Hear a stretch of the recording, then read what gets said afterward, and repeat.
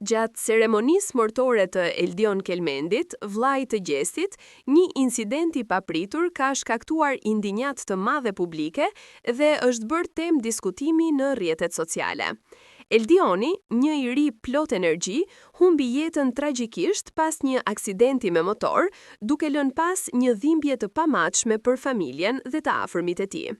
Varrimi u mbajt dje në orën 17 në varrezat e fshatit Pavlan, ku morën pjesë 10 qytetar, miq dhe figura publike, të cilët kishin shkuar për të dhënë lamtumirën e fundit dhe për të shprehur ngushëllime.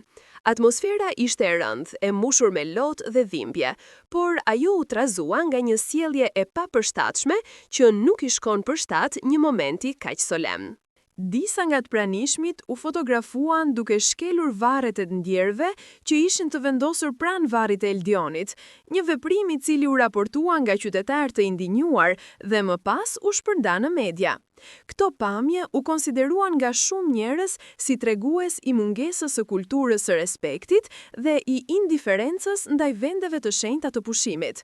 Shumë qytetarë reaguan me zemërim, duke e quajtur këtë një akt të turpshëm dhe të papranueshëm, sidomos në një moment kur duhej të mbizotëronte vetëm dhimbja dhe solidariteti njerëzor.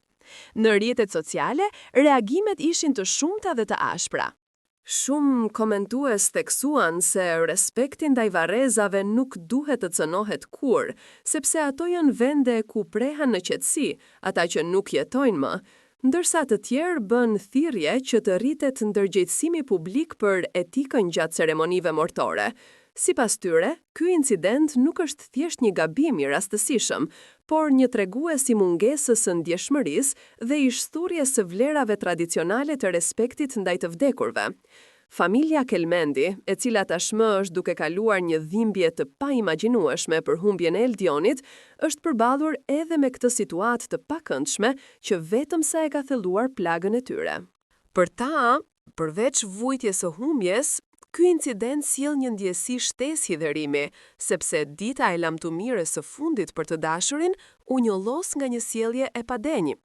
Të afërmit dhe miqtë e familjes kanë bërë apel për qetësi dhe për respekt, duke kërkuar që këto momente të mos përdoren për sensacionalizëm, por për reflektim.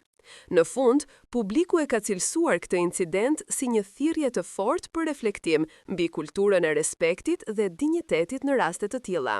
Shumë kush kërkon që të mos harohet se dhimbja e një familjeje është e shenjtë dhe nuk duhet të zbehet nga veprimet e papërgjegjshme.